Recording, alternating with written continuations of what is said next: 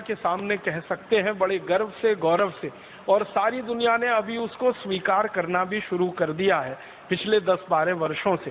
खासकर जब से कंप्यूटर आया तब से दुनिया ने कुछ वास्तविकताओं को स्वीकार कर लिया।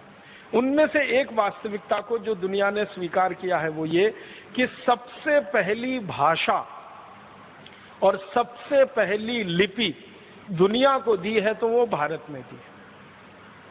लिपि आप समझते हैं, जिसमें भाषा लिखी जाती है, और भाषा तो आप जानते हैं। तो दुनिया की सबसे पहली भाषा और सबसे पहली लिपि जिसको लिखकर हम व्यक्त कर सकते हैं वो भारत ने ही दुनिया को दी है। भाषा हमारी जो सबसे पहली दुनिया में गई है वो संस्कृत है, और लिपि जो हमारी दुनिया में सबसे पहली गई है वो देवनागरी है। लेकिन भारत में कई ऐसे इतिहासकार हुए हैं जिनका ये कहना है कि देवनागरी लिपि से भी पहले एक लिपि हमने दुनिया को दी है जो आज लुप्त हो गई है हमारी लापरवाही के कारण, और वो लिपि ब्राह्मी लिपि रही है।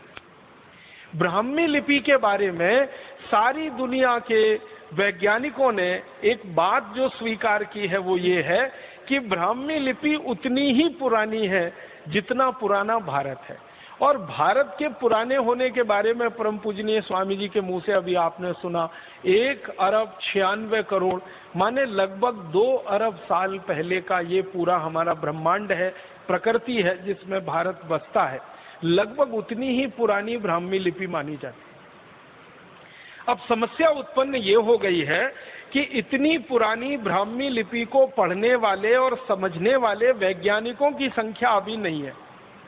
बहुत थोड़े वैज्ञानिक रहे हैं जो लिपि वैज्ञानिक माने जाते हैं, जो वो भाषा को पढ़कर उसका अर्थ समझा सकते हैं। तो ब्राह्मी लिपि हमारी सबसे पुरानी लिपि है जो दुनिया के देशों को हमने दी, और दुनिया के लिपि वैज्ञानिक ये मानते हैं कि लिखना अगर दुनिया में सिखाया है किसी देश ने तो वो भारत ने ही सिखाया है, क्योंकि भारत के पहले लिखने की कला किसी भी देश को नहीं आती थी।